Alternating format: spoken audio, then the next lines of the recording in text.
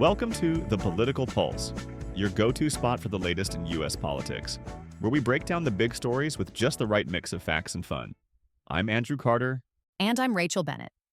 We're here every week to unpack the headlines, crack a few jokes, and try to make sense of the wild ride that is American politics. All right, Rachel, big week. You know it's serious when the stock market's doing the cha-cha and scientists are marching in the streets. Exactly. And let's start with the big one. President Trump's announcement on March 3rd, slapping tariffs on Canada and Mexico. He says it's all about border security and stopping the flow of fentanyl. Right. Because nothing says friendly neighbor relations like a surprise tax hike. But in all seriousness, these tariffs hit like a sledgehammer. The S&P 500 dropped 1.8%, and the Nasdaq 100 slid 2.6%.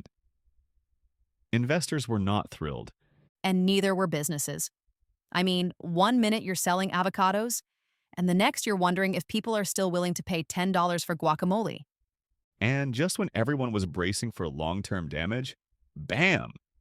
March 6th rolls around, and the administration suspends most of the tariffs. Yeah, it's like they pulled the fire alarm and then said, oops, just kidding. I mean, imagine being a business owner trying to plan for the future. 1 minute you're calculating price hikes, and the next you're not. Exactly. And it raises bigger questions.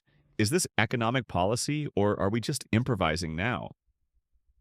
Right? And while Trump supporters argue he's taking a tough stance on border security, critics are saying this kind of unpredictability makes it impossible for businesses to thrive. No matter how you slice it, tariffs as a negotiating tool are risky, especially with two of our biggest trading partners. And let's be honest, if you mess with people's tacos and tequila, there will be consequences. Fair point. Speaking of people who've had enough, let's talk about the Stand Up for Science 2025 rallies. Oh, this was huge. On March 7th, scientists across the US and France hit the streets to protest policy changes under the Trump administration. We're talking funding cuts, hiring freezes, basically a slow-motion dismantling of public research. Yeah, the main event at the Lincoln Memorial in D.C. drew about 2,000 people, and there were rallies in over 30 U.S. cities.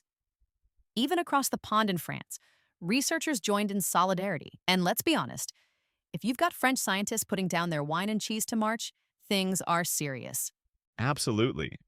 And it's rare to see scientists leave the lab and hit the pavement, but when you threaten the future of evidence-based policy, they're not just going to quietly calibrate their microscopes and move on. Right? And this isn't just about the scientists themselves. It's about the ripple effect. If you cut research funding today, it doesn't just mean fewer studies. It means fewer breakthroughs on everything from climate change to cancer treatments. And let's be real. Most people don't think about science policy until it affects them personally, but when it does? Oh, you notice. Exactly. And the signs at these rallies? Top-tier nerd humor. One said, without science, gravity would let you down. I love that. If you're going to protest, might as well make us laugh while you do it. For sure. Now, shifting gears. Did you catch Melania Trump's statement this week? Oh yeah, her first public remark since Trump's second term began. And honestly, it was kind of a curveball. Totally. She came out in support of the Take It Down Act, legislation tackling deepfake and revenge porn. It's a pretty serious and bipartisan issue, and seeing her take a stand is a significant moment. Yeah, especially since Melania's usually been pretty quiet on policy. But you've got to give her credit. When it comes to protecting kids from the dark side of the internet, there's no political debate. Absolutely. And honestly, good on her.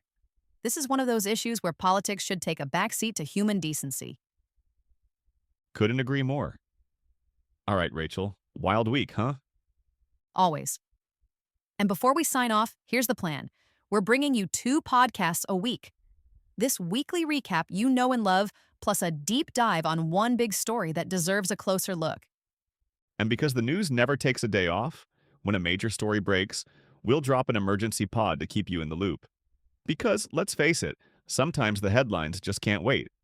Exactly. All right, that's a wrap on this week's Political Pulse. Thanks for joining us. Don't forget to subscribe and catch us next week for another round of political madness. Until then, stay informed and stay sane. See you next time. Bye, everyone.